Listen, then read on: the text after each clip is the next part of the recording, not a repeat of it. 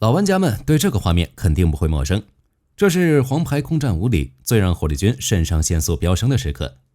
我们美丽的僚机小姐永濑营在冰天雪地里被敌对空导弹击落了，她一边在无线电里报告自己的情况，同时还要躲避敌军地面部队的搜索。那一刻，火力军可以说是紧张到了极点，拼尽全力为救援直升机扫清威胁。这支营救永濑营的海哥布林中队后来还在最近的黄牌空战7中出现。在游戏中，我们是保护直升机的拉兹格雷兹中队，但在现实世界里，从那架直升机上滑下绳索冲向坠机现场的又是谁呢？他们就是今天我们要聊的主角，一群把舍己救人这句话刻进骨子里的英雄——空军伞降救援队 PJ。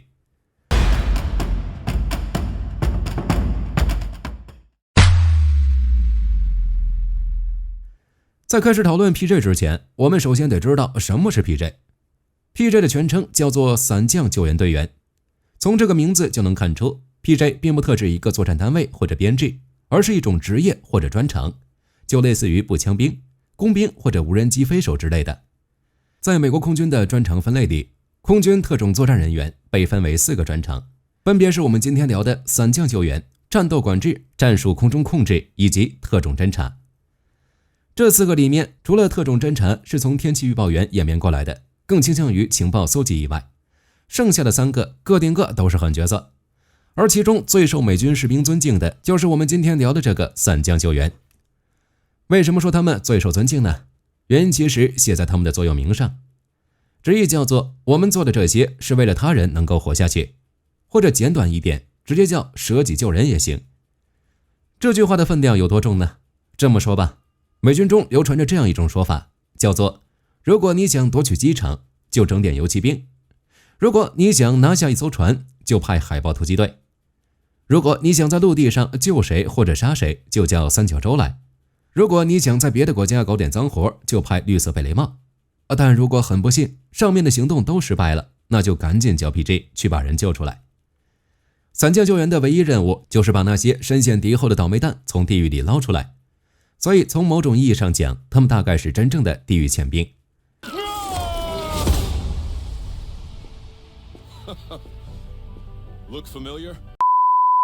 那么问题来了，这么厉害的一支部队是怎么来的呢？这事儿还得从2战说起。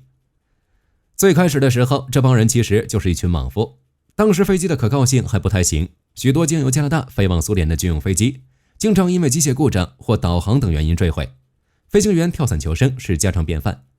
但问题是，许多飞机的机组人员在跳伞的时候还好好的，结果却死在了逃出丛林的过程中。就在这时，加拿大有个叫沃普梅的飞行员，带着10几个志愿者组了个草台班子，开始了最早的空中救援。有多草台呢？他们那时候连专业的装备都没有，训练内容就一句话：跳下去，然后拉开伞。据说他们在跳下去之前测试风向，是从飞机上扔下一本百货公司的商品目录，看目录往哪儿飘就往哪儿跳。虽然这个时候的救援方法很原始，但还真管用。各个战区都学着搞起了类似的小队，其中有一支比较有名的是在中缅印战区的驼峰航线上。当时盟军飞行员驾驶运输机，将物资从印度运往昆明，给中国军队和驻扎在中国的美军提供补给。但驼峰航线需要翻越喜马拉雅山，非常的危险，许多航班由于机械故障、天气或者是机组人员的失误而迫降或跳伞。但问题是，跳伞成功只是噩梦的开始，因为他们降落的地点往往是喜马拉雅山上，这地方现如今都得是玩极限运动的才去，更别说那个时候了。正因如此，当时在印度驻扎的一个飞行员约翰 ·L· 布莱基波特上尉搞到了2架 C-47 飞机，拉起了一支伞降救援的队伍，叫做布莱基帮。布莱基帮从印度的查布阿出发，负责搜救中缅印战区的遇难者。比较典型的一个例子是1943年8月在印度那加地区的一次搜救。当时一架 C-46 运输机发生故障，机上22人跳伞，21人平安落地。但问题是，他们落得太不是地方了。虽然不是大雪山，但这里不仅驻扎着日军，还有一大堆凶残的原始部落食人族。靠飞机上跳下来的这几块料，估计还没等走出丛林就被抓走炖汤了。收到消息的布莱基帮紧急出动，很快就找到了这群倒霉蛋。3名军医背着医疗包，直接从飞机上跳伞进入丛林，下去照顾伤员。最终在他们的努力下，跳伞的这21人全都成功获救。为什么我们会知道这件事呢？因为获救的乘客中有一个著名记者叫埃里克·塞瓦莱德，他后来将这段经历发表了出来，并大力称赞搜救队员非常勇敢。但问题是，光靠勇气和冒险精神是要付出沉重代价的。1947年末，一架 B-29在阿拉斯加坠毁，空军军医阿尔伯特·基尼中尉、寒冷天气专家桑塞尔·伦敦自愿跳伞，前往坠机现场营救遇难者。这3个人虽然都是各自领域的老兵和专家，但都没有接受过伞降救援队的训练。由于能见度极差、气温低、风力强，3人不幸全部遇难。阿尔伯特·金尼医生的遗体直到第2年夏天才被找到。这件事绝对称得上是一次血的教训，它说明了伞降救援绝对不是靠几个胆子大的莽夫就能搞定的，它需要极度的专业性，才能在保全自己的前提下把人救出来。这个血的教训直接催生了军事史上最残酷、最严格的训练项目之一，外界俗称超人学校。整个训练流程长达近2年，是世界上持续时间最长、难度最高的特种作战训练课程之一。这个课程到底有多恐怖呢？选拔的第一关叫入门课程，主要是为了考验申请者的体能和意志力。根据一位 PJ 老兵的回忆，他们的体能训练室被叫做地牢，教官会变着法的折磨新兵，比如连续做几百个俯卧撑和仰卧起坐，直到汗水把垫子都浸湿。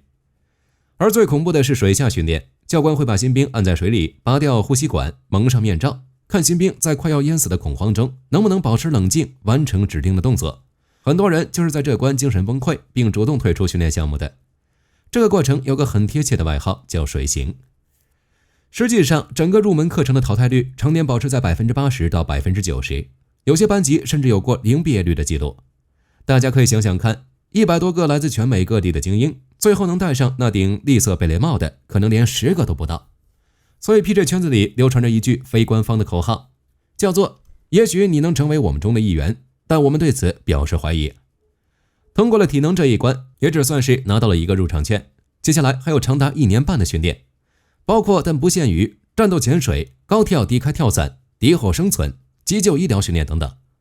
而且就算是成功毕业，拿到了那顶栗色贝雷帽，也还只是一个菜鸟 PJ。 接下来还要在老兵的带领下通过450天的任务执勤，才算是真正出师。而且这还只是普通的 PJ。 美国空军特种部队中还有一支精锐的特别任务单位，第24特种战术中队，和三角洲海豹6队齐名。据一些知情者透露，这支部队的人员素质之高，甚至还在三角洲之上。对了，如果各位对自己的体能很有信心，可以试试网上流传的一个 PJ 健身挑战。首先做10个俯卧撑，然后冲刺跑100米，接下来再做10个俯卧撑，冲刺跑200米，然后是400米、800米。完整版我就不念了，有兴趣的朋友可以试试，但千万要量力而行。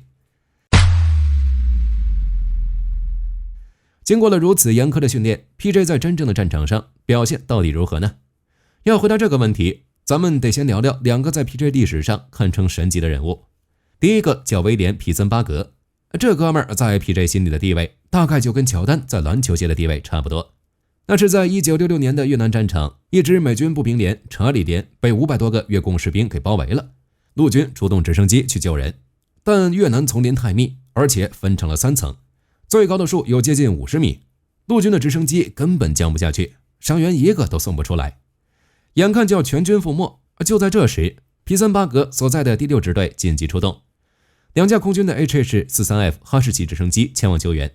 皮特森伯格当时就在飞机上，他看到地面上的情况实在太惨烈，二话不说就主动要求锁降下去帮忙。他带着医疗包、甲板、步枪和手枪，降到了离火线不足30米的地方。到了地面，他有条不紊地组织伤员运送，硬是让直升机成功救走了全部9个重伤员。但参与撤离的2架哈士奇直升机中，有一架因为敌方火力太猛，被迫紧急迫降。这个时候，皮森巴格本来是有机会跟着剩下的那架哈士奇直升机一起走的，但他看着地上还在流血的战友，他冲飞行员摆了摆手，示意他们先走，自己留了下来继续执行任务。在接下来1个多小时的激战里，他一边给伤员包扎，一边端起步枪跟战友们并肩作战，直到最后为了掩护其他人，不幸中弹牺牲，时年21岁。据查理连的幸存者弗雷德纳瓦罗回忆，在那场激烈的交火中，皮森巴格脱下自己的装甲背心盖在纳瓦罗的胸口上，为了他人能够活下去，他放弃了自己活下去的机会。在背部、肩部和大腿中弹的情况下，皮森巴格仍然坚持战斗到最后一刻，直到一颗致命的子弹击中他的头部。从皮森巴格的故事，我们不难看出，他的行为就是对舍己救人这句格言最极致的诠释。34年后，他被追授了美国的最高军事荣誉，成为了美国空军史上第6位荣誉勋章得主。如果说皮森巴格代表了 PJ 舍生取义的极致，那咱们要说的第二个人杜安·哈克尼就代表了 PJ 命硬到离谱的另一面。哈克尼是美国空军历史上获得勋章最多的士兵之一，拿了70多个奖章，其中包括1枚空军10字勋章。这辈子参加过200多次战斗任务，光是从直升机上被击落就有5次，最神的一次也是在越南，他坐着直升机去救一个被击落的飞行员，刚把人救上来，直升机就被一发防空炮弹给打中了，当场起火。哈克尼自己也被弹片炸得浑身是血，但他不顾自己，先把救上来的那个飞行员推出了即将爆炸的飞机，然后自己才跟着跳了出去。结果他刚跳出去，直升机就在他身后凌空爆炸了，巨大的冲击波把他像片树叶一样吹出去好远，最后居然还让他安全落了地。当然了， PJ 的传奇不是只靠1、2个英雄撑起来的。从90年代到现在， PJ 从复杂的环境中救出了超过12000人。1993年10月3日，索马里的摩加迪沙，也就是我们熟知的黑鹰坠落事件，在行动中，2架 MH-60 黑鹰直升机先后被 RPG-7 火箭弹击落。第24特种战术中队当即派出一支由 PJ 战斗管制员和三角洲队员组成的战斗搜救小队，乘坐另一架黑鹰直升机超级68，冒着密集的地面火力，强行击降到第1架坠机点附近。这支小队里有2名 PJ， 分别是技术军士蒂姆·威尔金森和军士长斯科特·法尔斯。他们落地后，法尔斯的小腿立刻就被弹片击中，但他顾不上自己，和威尔金森一起顶着4面8方打来的子弹，冲向了坠毁的黑鹰机舱。他们花了将近20分钟，才从扭曲的机身里把2名飞行员的遗体给切割出来。随后，他们在坠机点附近的一栋建筑里建立了一个临时的伤员救治站。在接下来的激战中，他们几乎救治了所有能找到的伤员，包括腿部中弹的游骑兵托德·布莱克本，以及后来在第2坠机点身负重伤的三角洲队员丹尼尔·布希。整场战斗，法尔斯在自己腿部也中弹的情况下，坚持救治了超过25名伤员，直到最后自己也因为失血过多而休克。可以说，如果没有这2位 PJ 在现场，伤亡数字恐怕会更加惨重。到了反恐战争时期，战场环境变得更加复杂和致命。2002年3月4日的罗伯茨岭之战，就是一场把 PJ 的专业、勇气和牺牲展现得淋漓尽致的经典战役。不过在讲 PJ 的故事之前，我们得先搞明白这场仗是怎么打成一锅粥的。当时美军计划派一支海豹侦察小组渗透到阿富汗塔库尔加尔雪山的山顶，建立一个观察哨。在行动之前，他们用了各种高科技手段，包括 AC-130 空中炮艇的红外热成像，还有各种侦察卫星，对着山顶来回扫了好几遍。结果是山顶没人，非常安全。之后在种种意外的综合作用下，海豹们犯下了一个战术上的大忌，他们决定让直升机直接把他们降落在山顶的观察点上。结果直升机刚一着陆，基地组织的 RPG 和重机枪就从雪堆和树底下冒了出来，对着直升机猛烈开火。后来的分析认为，基地组织将碉堡和德什卡重机枪藏在雪下面，成功骗过了美军的侦察系统。MH-47 直升机立刻拉起逃离，但在混乱中，一位名叫尼尔·罗伯茨的海豹队员从机舱里掉了出去，孤身一人落在了山顶的敌人阵地中。战斗就这么打响了。为了救他，后续的救援部队包括一支游骑兵小组和一名 PJ 杰森·坎宁安乘坐另一架直努干强行降落在山顶，结果这架飞机也立刻遭到了伏击。坎宁安当时只有26岁，这是他的第1次实战部署。在飞机迫降后的混乱中，他完全暴露在敌人的交叉火力之下，但他没有丝毫犹豫，立刻开始抢救伤员。在零下10几度的雪地里，他冒着 AK-47 和 RPG 的火力7次冲出掩体，把受伤的战友一个一个拖到相对安全的地方进行紧急处理。最后他自己不幸腹部中弹。在生命的最后一刻，他还在用无线电指导其他士兵如何使用他医疗包里的设备救治其他重伤员，直到流尽了最后一滴血。但故事到这里还没完，这场战斗中还有一个人的故事，直到10几年后才被完全揭开真相。他就是空军的战斗管制员约翰·查普曼，来自我们前面提到过的美国空军第24特种战术中队。当时查普曼跟着第1波救援的海豹小组冲上了山顶，在激战中他被认为当场阵亡了，海豹小组也被迫撤离。但在后续对无人机红外录像的反复分析中，人们发现了一个惊人的事实：在海豹小组撤离后，查普曼的身体在红外镜头下依然保持着生命的热信号，长达1个多小时。更不可思议的是 ，CIA 的录像显示，有一个人从查普曼倒下的地方爬了起来，在身负重伤的情况下，独自一人向敌人的机枪碉堡发起了攻击，并与至少2名敌人交火。他甚至一度占领了那个碉堡。他一个人在山顶又战斗了1个多小时，直到卡宁安他们乘坐的第2架直升机抵达山顶的45秒后，才最终倒下。他的行动极大地吸引和干扰了敌人的火力，为后续部队的登陆创造了宝贵的战机。可以说，卡宁安和他的游骑兵队友们之所以能有机会在山顶建立阵地，很大程度上是因为查普曼用生命为他们争取了时间。这场战斗中 ，PJ 杰森·卡宁安和 CCT 的约翰·查普曼用不同的方式展现了美国空军特战的极致英勇。顺带说一句，2010年的游戏《荣誉勋章2010》，玩家扮演的主角兔子，原型就是那个不幸掉下飞机的海豹米尔·罗伯茨。但海豹在这次行动中丢下战友拍屁股走人的表现，后来引发了巨大争议。有观点认为，在查普曼的受勋过程中，海军高层曾一度从中阻挠。而根据五角大楼荣誉勋章评审的说法，约翰·查普曼那天早上获得的不是1枚，而是2枚荣誉勋章。第1枚是因为他发起冲锋，并摧毁了海豹突击队前方的机枪掩体，拯救了整支海豹突击队。第2枚则是他奋不顾身掩护了抵达的救援直升机。这2次行动都达到了荣誉勋章所要求的，在战斗中冒生命危险，在义务之外表现出英勇无畏的标准。沉重的话题说完了，我们来聊点轻松的。大家去翻一下美国空军 PJ 的部队列表，就会发现除了隶属于空军特战司令部的 PJ， 还有许多 PJ 隶属于各地的空军，甚至是国民警卫队和预备役。这是因为 PJ 的任务范围其实远超军事范畴，他们不仅是战场上的守护神，也在民事灾害和太空探索中扮演着重要的角色。2005年的卡特里娜飓风、2010年海地地震等大规模自然灾害中， PJ 队员积极参与了救援行动，拯救了超过5000名平民。其中比较具有代表性的是2014年5月6日，一艘委内瑞拉渔船在太平洋上起火，距离最近的墨西哥海岸都有2000公里远。11名中国船员被困在一只救生筏上，其中4人被严重烧伤，危在旦夕。接到求救信号后，美国空军第563救援行动大队立刻行动，派出2架 HC-130G 战斗搜救机，10名 PJ 搭载3架 HH-60G 铺路鹰直升机，奔袭11个小时，将伤者送到了墨西哥。值得一提的是，执行任务的第563救援行动大队就是我们前面提到的越战中舍己救人的威廉·皮森巴格所在的大队。